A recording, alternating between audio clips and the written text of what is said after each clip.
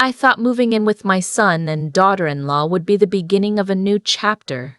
After 34 years of teaching high school math in Columbus, Ohio, I had finally retired.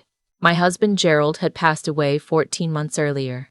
A stroke, sudden and merciless, the kind that doesn't give you time to say the things you should have said years ago. The house we'd shared on Clover Ridge Drive felt enormous without him. Every room held a version of him I couldn't quite let go of. His reading chair still had the indent of his shoulders. His coffee mug was still on the second shelf because I couldn't bring myself to move it. My son Daniel called me on a Tuesday evening in late October. "Mom, Cassie and I have been talking," he said. "We want you to come stay with us for a while. Just until you find your footing. We have the spare room. The kids would love having you close." I hesitated. I'd always prided myself on my independence. But Daniel's voice was warm and steady, the way it had been since he was a little boy, and I was tired of waking up at 3 in the morning to a house that only echoed back my own breathing. So I said yes.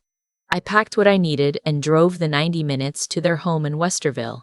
It was a nice house, newer construction, 4 bedrooms, a backyard with a play set where my grandchildren, 9-year-old Owen and 7-year-old Lily, spent their afternoons chasing each other through the grass. Cassie met me at the door with a hug that seemed genuine. She was 36, polished in the way that people who care deeply about appearances are polished, always coordinated, always smiling just a beat too perfectly. I had never disliked her. I had never fully trusted her either. But I told myself that was my problem, not hers. The first few weeks were easy. I helped with the kids in the mornings. I made dinner twice a week. Daniel and I watched old westerns on Friday nights the way he and Gerald used to do. Cassie was attentive, always asking if I needed anything, always refilling my tea without being asked. I felt useful. I felt like the grief was becoming something I could carry rather than something that carried me. Gerald had been careful with money his entire life. He'd grown up without much, and that stayed with him. His retirement accounts, his life insurance, a modest investment portfolio he'd quietly built over 30 years. It all came to me, not a fortune by any stretch, but enough. Our financial advisor had set up a structured account, the bulk of it in a managed fund that I accessed through an online portal with a separate checking account for monthly living expenses. I'd shared the login with Gerald years ago so he could manage things during his illness. I hadn't thought to change it after he died. I hadn't thought to do a lot of things. The strange feeling started about 6 weeks in. It wasn't a single moment. It was more like a slow accumulation of small things that my mind kept filing away without fully examining. The first thing I noticed was Daniel on his laptop late at night. I'd gotten up for a glass of water around 11:30, and through the cracked door of his home office I could see the blue glow of the screen and hear the soft, fast clicking of someone typing with purpose. When I passed the doorway, he minimized the window quickly and turned around with a smile that arrived about a half second too late. "Hey Mom, couldn't sleep? Just finishing up some work," he said. Daniel was a project manager for a regional construction firm. Late nights happened. I told myself that and went back to bed. The second thing was a conversation I wasn't supposed to hear. I was in the laundry room off the kitchen the following Saturday morning, transferring a load from the washer to the dryer. The kitchen shares a wall with the laundry room, and the vent between them carries sound better than anyone in that house seemed to realize. Cassie's voice first. "How much longer do we have to wait?" Daniel's voice, lower. "We can't move too fast." "She'll notice. Just let me handle it." "Handle what?" Cassie again, sharp and impatient. "We've been handling it for weeks. We need more than what we've gotten so far." I stood very still next to the dryer with a damp shirt in my hands. Daniel said something I couldn't make out. Then Cassie, "She trusts you completely." "That's the whole point." I finished moving the laundry and walked back through the kitchen. They were both at the counter, Cassie pouring coffee, Daniel on his phone. They looked up and smiled. Cassie asked if I wanted breakfast. I said no thank you and went to my room. I sat on the edge of the bed and told myself there were a dozen explanations for what I'd heard. They could have been talking about anything. A surprise for me, a work situation, A problem with one of the kids at school. I'm a math teacher. I believe in evidence. One overheard fragment is not evidence, but I didn't stop paying attention. Over the next 2 weeks, I started watching more carefully. I noticed that Cassie always offered to help me with my online banking whenever I mentioned anything related to finances, offering just a little too readily, leaning in just a little too close when I had my laptop open. I noticed that Daniel had started asking casual questions about Gerald's estate. Not suspicious questions, just gentle ones, woven into normal conversation. Whatever happened with the investment account Dad had? Are you thinking about moving any of it? Have you talked to the financial advisor lately? I noticed that twice in 1 week I'd come back from picking up the grandchildren at school to find my laptop on the kitchen table instead of the nightstand where I always left it. Both times Cassie was in the kitchen. Both times she had an easy explanation ready. Oh, I moved it so Owen wouldn't knock it off reaching for the charger. I hope that's okay. It was a charger that finally made everything click. I needed to charge my phone one evening and couldn't find my charger. I looked in my room, in the kitchen, and the living room. Daniel suggested I check the home office. He was casual about it, almost too casual. The charger is probably in there, he said.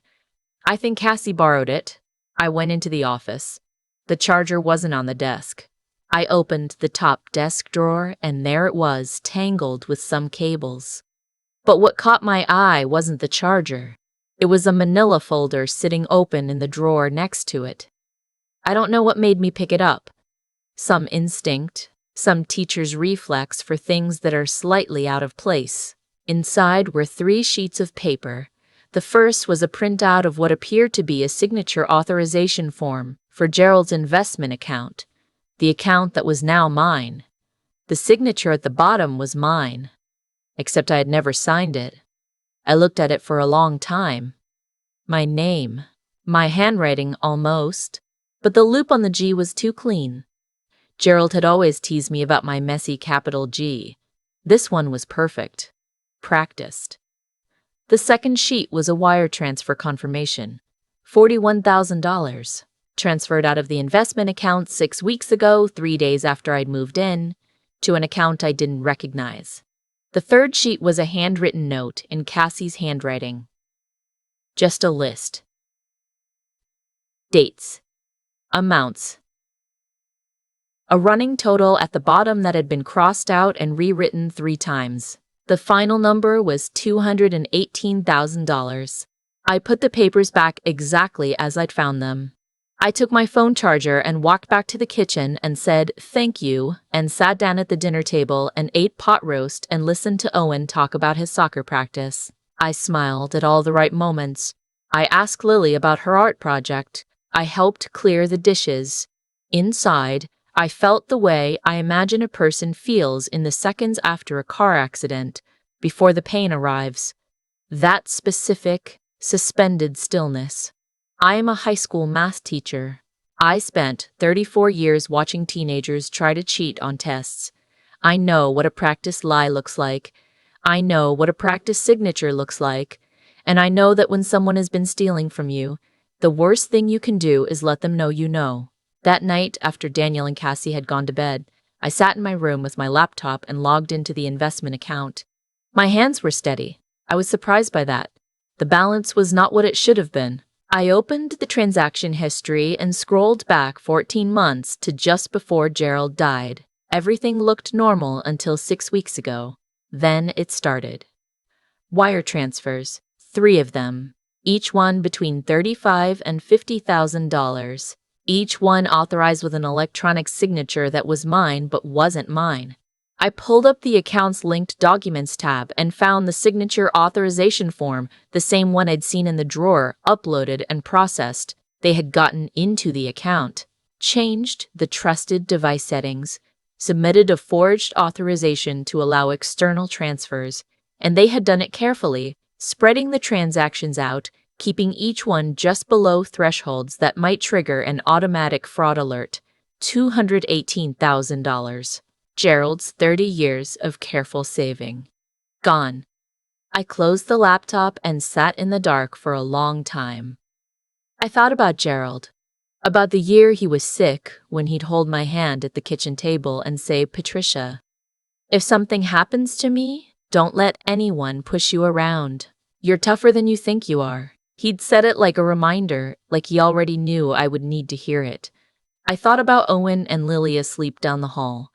Whatever my son had become, those children were innocent. Whatever came next had to be handled in a way that protected them. I made a list. Mental first, then written in the small notebook I kept in my nightstand for grocery lists and subplans from my teaching days. What I had, what I needed, what I had to do in the right order. The next morning, I asked Daniel if I could borrow his truck to run some errands. My car was in the shop, a convenient truth. He said, of course, tossed me the keys, and didn't ask where I was going. That was the first mistake they'd made. They'd gotten comfortable. I drove to the branch of my bank on Schrock Road. I asked to speak with a fraud specialist. I told her I believed someone had submitted forged documentation to authorize wire transfers from my account without my knowledge. I had the transaction dates, the amounts, and the account numbers the transfers had gone to. She looked at the screen for about 90 seconds and then picked up her desk phone and called her manager over without looking up. By the time I left the bank, the account was frozen. All pending transfers were blocked. The fraud team had opened an official investigation and flagged the wire transfer destinations for review. The manager, a tired-looking man named Marcus, who I suspect had seen plenty of things in his career, told me to contact law enforcement and an attorney as soon as possible. I drove to the office of a family law and estate attorney I'd found while sitting in the bank parking lot on my phone. Her name was Sandra Okafor, and she had a Tuesday afternoon cancellation. She saw me that same day. I brought my notebook, my phone with photos of the documents from the drawer, and the bank's printed transaction history. She read everything carefully. When she put the papers down, she said, "Mrs. Patterson, what you've described is felony financial elder abuse under Ohio law. This is very serious." "I know," I said. She also told me something I hadn't fully considered. Because Gerald's account had transitioned to me as a survivor benefit, and because the forged authorization had been submitted through the online portal using what appeared to be a trusted device, she looked at me carefully when she said the next part, it was possible someone had accessed the account from a device that had my login saved. Like a laptop I'd left accessible. The laptop Cassie had been in the kitchen with. Twice. I went home that evening and made spaghetti. I asked Owen about a spelling test. I watched Lily show me a drawing she'd done of our family. I smiled until my face hurt. I had one more thing to do before I was ready. I ordered it online from my phone in the parking lot of a Kroger while the groceries were being loaded into Daniel's truck. A small digital audio recorder the size of a lip balm tube. Next day shipping. When it arrived the next afternoon, I slipped it into the pocket of the cardigan I wore every evening while I sat in the living room after dinner. That pocket is where I kept a folded tissue and sometimes a pen. No one ever looked at that pocket. I didn't have to wait long. Thursday evening, 2 days after I'd visited the bank. I was in the living room pretending to read when I heard them in the kitchen, voices low, but not low enough. Daniel's voice. "The account isn't responding. The transfer didn't go through." "Cassie, what do you mean it didn't go through?" "I set it up exactly like the others." "Daniel, I don't know. It just says the transaction is on hold. Something about a security review." "Cassie," her voice dropping to something harder and colder than I had ever heard from her. "Daniel, if she found out." She didn't finish the sentence. But I heard her footsteps coming toward the living room and I looked down at my book and turned a page I hadn't read. "Everything okay in there?" I called out pleasantly. "Fine," Cassie said from the doorway. "Just talking about a bill." She smiled at me. The smile didn't reach her eyes. I smiled back. The recording ran for 47 minutes that evening. More than enough. 2 days later, on a Saturday morning when Daniel had taken the kids to soccer, I sat across from Sandra Okafor and the detective she'd arranged for me to meet.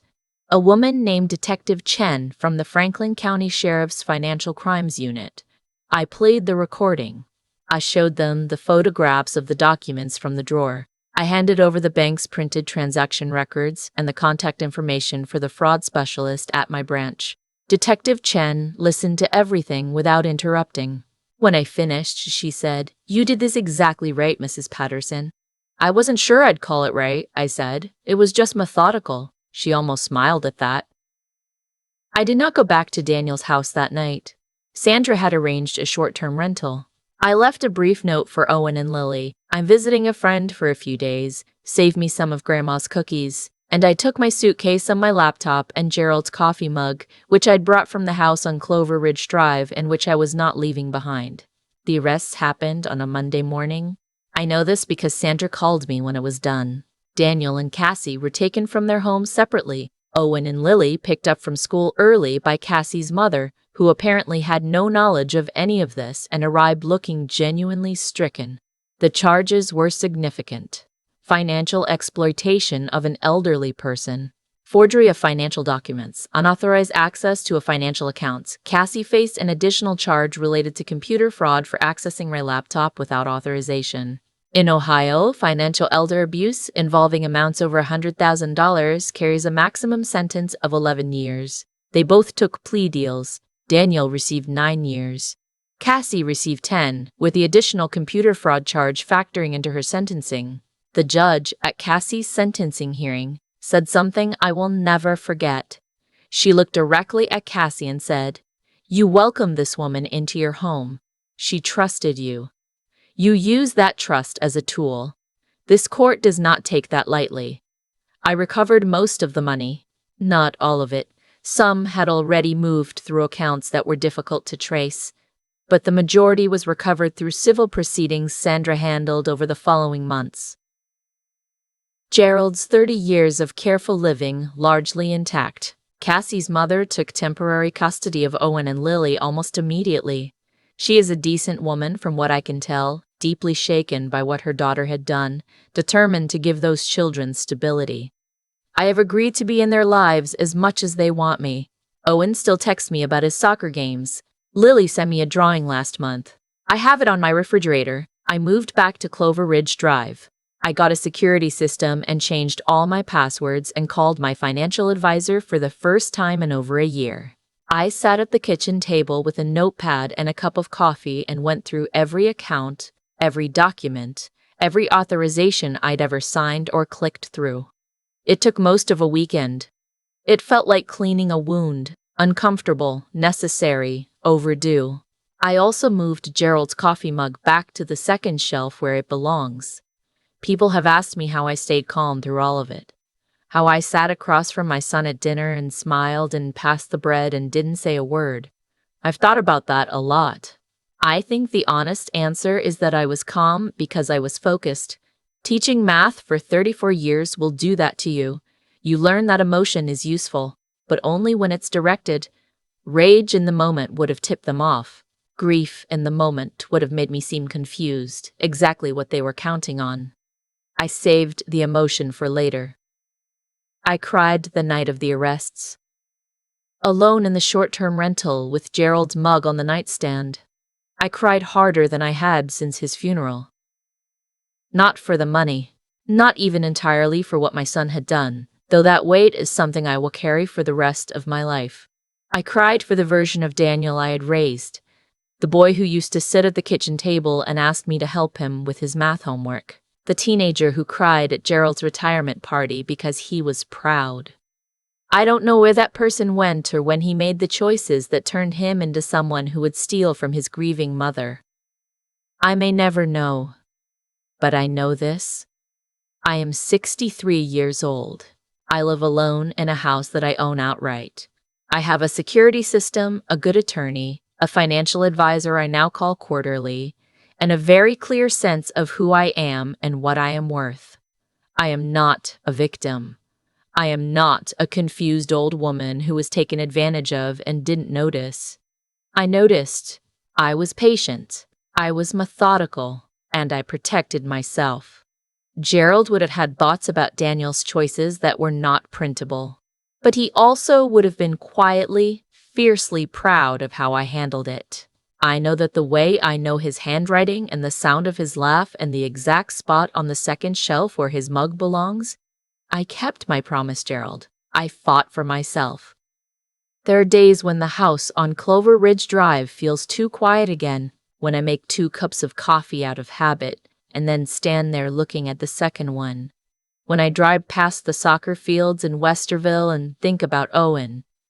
Those days are hard, but there are also mornings when the light comes through the kitchen windows just right and I sit with my coffee and my newspaper and feel something I hadn't expected to feel again for a very long time. Not invincible, not unbroken, but clear, present, still standing. And that is enough. That is more than enough.